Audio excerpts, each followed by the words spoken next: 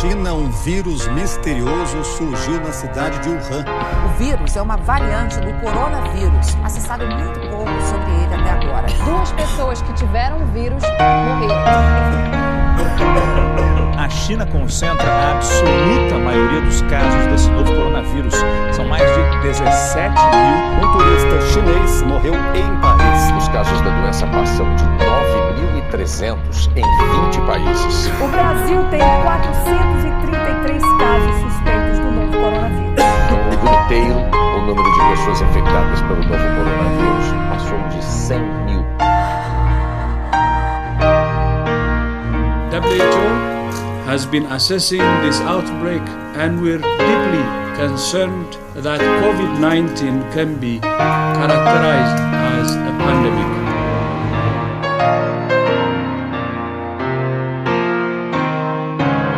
A Organização Mundial da Saúde declarou que a evolução do novo coronavírus chegou ao status de pandemia.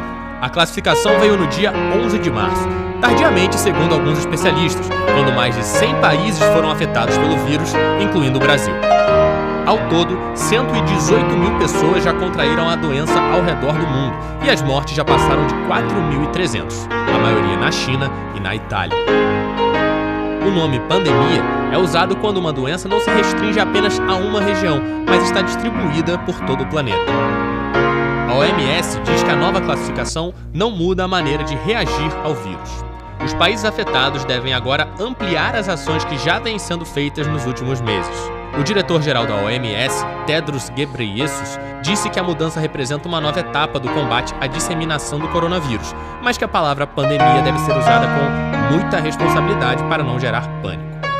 O coronavírus começou como um surto, ou seja, um aumento brusco de casos em uma determinada região, a cidade de Wuhan, na China. Quando o número de casos aumentou subitamente dentro do país, passou a ser chamado de epidemia. É o mesmo que acontece em cidades ou estados brasileiros que declaram epidemia de dengue, aumentando o combate ao mosquito no país inteiro. Com a disseminação do coronavírus em escala global, a classificação evoluiu para a pandemia, a mais abrangente de todas. O último exemplo de uma pandemia mundial foi a do vírus H1N1, em 2009, que chegou a atingir 120 territórios do mundo em apenas 8 semanas. Imagens de aeroportos desertos e eventos esportivos realizados sem torcedores se tornaram comuns nos últimos meses, à medida que mais países foram aumentando seus números de casos confirmados. Vários eventos internacionais foram cancelados na Europa e nos Estados Unidos, como o Festival de Tecnologia e Artes South by Southwest, no Texas, e há especulações sobre o adiamento das Olimpíadas de Tóquio, originalmente marcadas para 24 de julho de 2020. No fim de janeiro, a Organização Mundial da Saúde já havia decretado emergência de saúde pública internacional por causa da disseminação do Covid-19. O Brasil tem algumas dezenas de casos confirmados e quase 1.000 deles ainda classificados como suspeitos. Os números ainda tendem a aumentar, e já existem casos confirmados de transmissão interna no país. No entanto, até a primeira semana de março, não houve notificação pelas autoridades de saúde de nenhuma vítima fatal.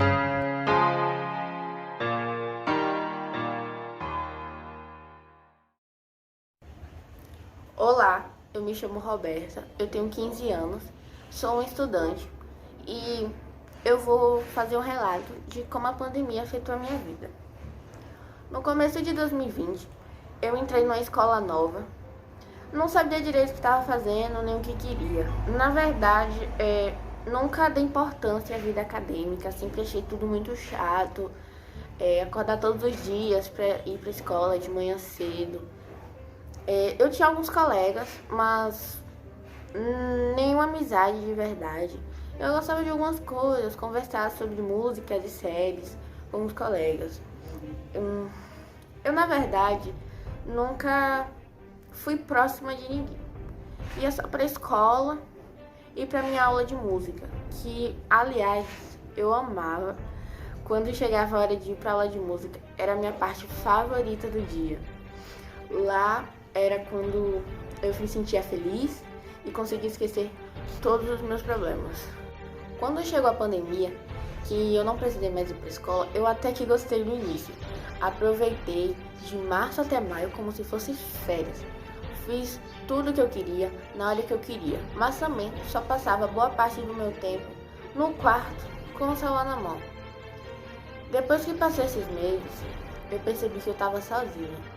Eu nunca quis cultivar boa relação com ninguém da minha família, nem com nenhum colega do meu convívio.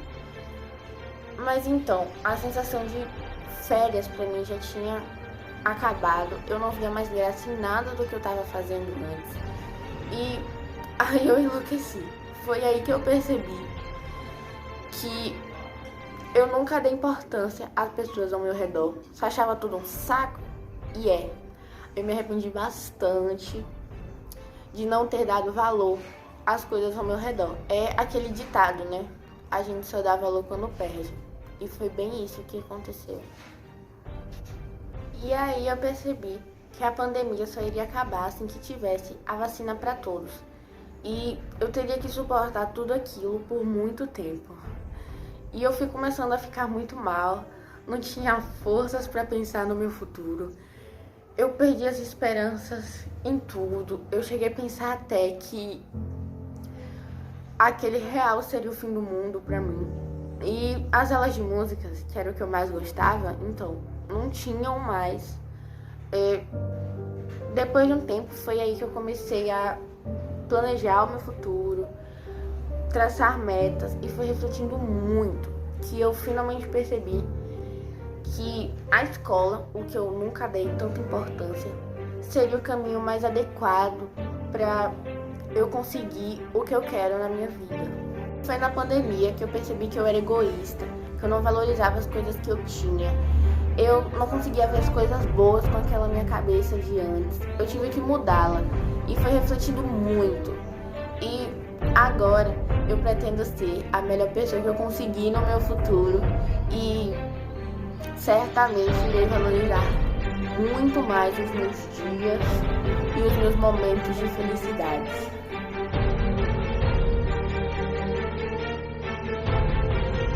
Tem a questão do coronavírus também, que no meu entender está sendo superdimensionado o poder destruidor desse vírus. Obviamente temos no momento uma crise, uma pequena crise, né? No meu entender, muito mais fantasia a questão do coronavírus, que não é isso tudo que a grande mídia propala ou propaga pelo mundo todo.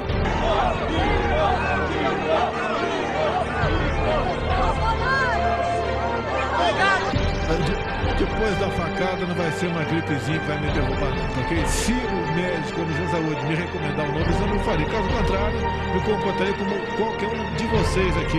Brevemente, né, o povo saberá que foram enganados por esses governadores e por grande parte da mídia nessa questão do coronavírus.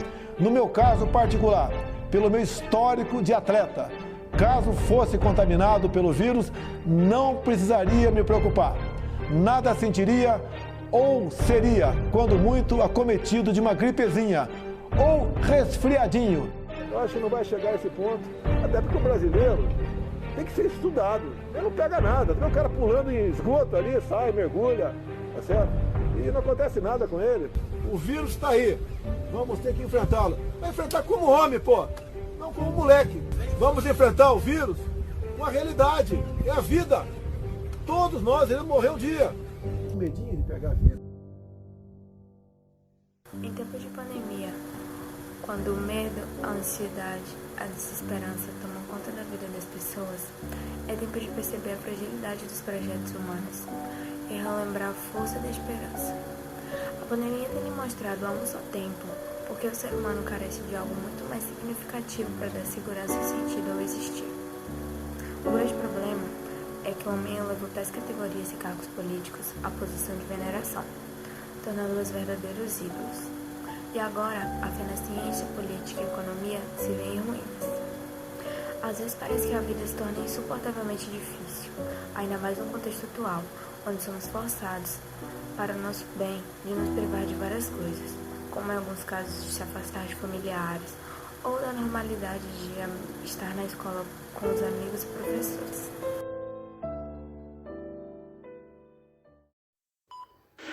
Eu sei que todos aqui me conhecem, tá ok?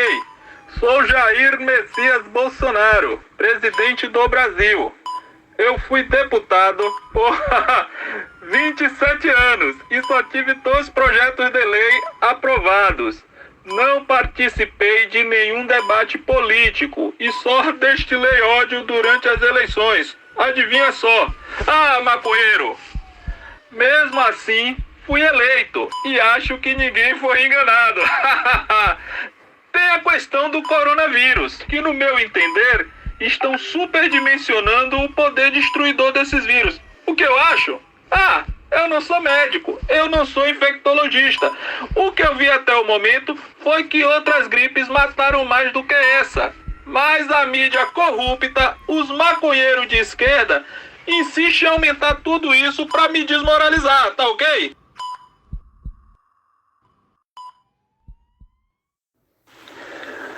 Nogueira, se não tivesse aberto o comércio como eu falei no início, não estaria enfrentando essa crise, tá ok? É essa questão que me preocupa. Se a economia afundar, afunda o Brasil. Eu já falei com o Paulo Guedes. E qual é o interesse? Com toda certeza dessas lideranças políticas, é acabar com o meu governo. Se acabar com a economia, acaba meu governo. Tudo isso é uma luta do poder, tá ok?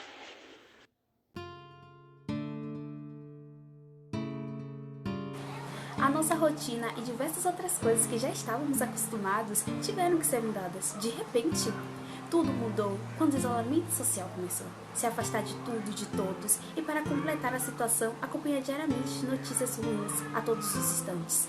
Tanto na televisão quanto nas redes sociais, como crises econômicas, ambientais e até mesmo na área da saúde. Todos nós estávamos ansiosos para que tudo acabasse, com os corações esperançosos para os tempos melhores. Mesmo que uma leve brisa de pensamentos negativos passasse sobre nós, devemos manter a esperança, pois amanhã tudo pode mudar. Tenhamos fé que dias melhores chegarão, nada dura para sempre. E mesmo nos momentos difíceis chegam ao fim, mesmo dentre as maiores tempestades, chega um momento da qual ela para e o sol retorna mais forte e brilhante que antes. E assim será na sua vida também. Você não está sozinho, dias melhores chegarão.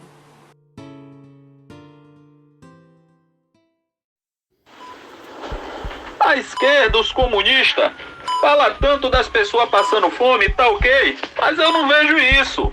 Fala que passar fome no Brasil é uma mentira. Você vê gente magra, mesmo gente pobre com físico esquelético, você não vê, tá ok?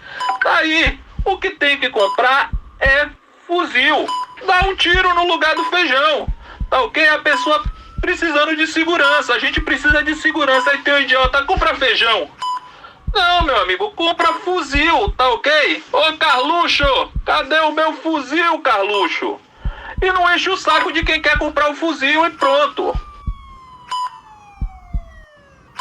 Outra coisa que todo mundo fala, essa questão da Pfizer. A Pfizer mandou 53,5, mas não precisa comprar vacina. A gente tem a cloroquina, tá ok? Eu não vou colocar as pessoas de cobaia de uma vacina que eu não sei qual é a procedência. Essa questão é a seguinte: quem tiver que morrer, vai morrer. É o ciclo da vida, pô. Vai fazer o quê? A vacina, a vacina, tá aí. Toma quem quer, é uma questão pessoal. Eu, por exemplo, não tomei, mas a minha esposa tomou. Ela é maior de idade, ela sabe bem o que ela quer, tá ok?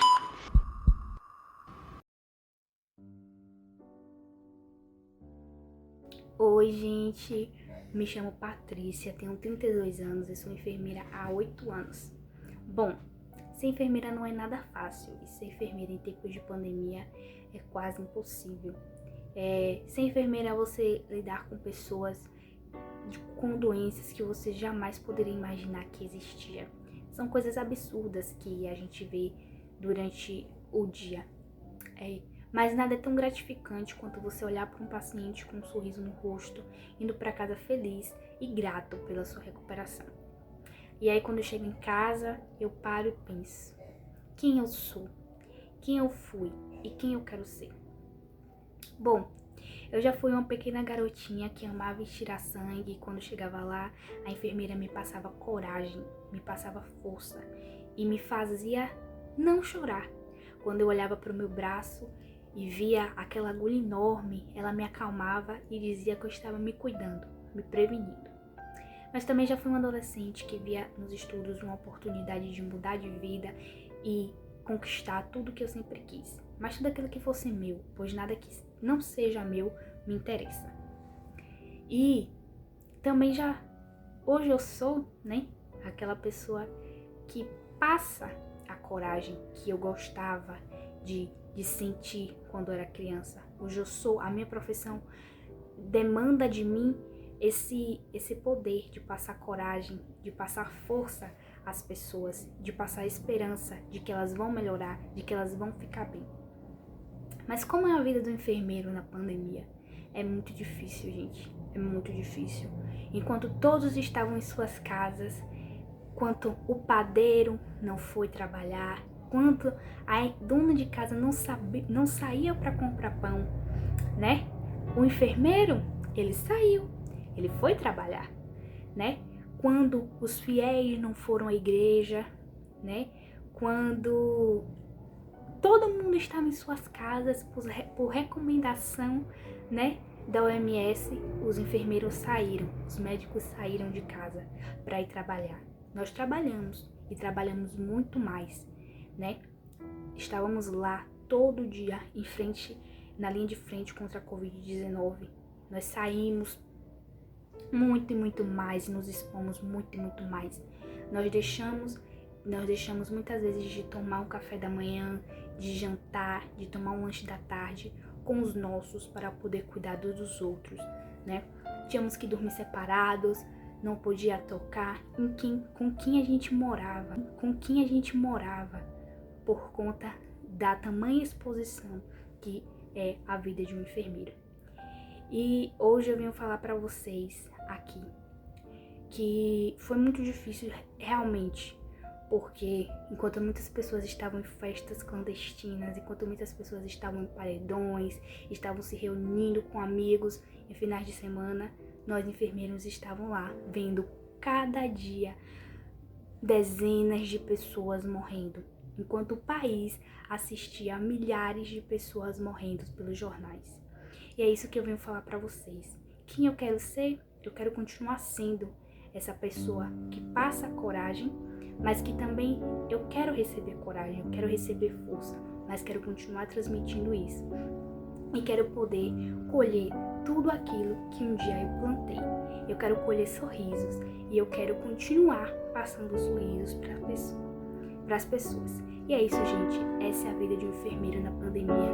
E não se esqueçam, vacinas salvam vidas, a pandemia não acabou. Então, por favor, se vacinem e previnam-se. Muito obrigada.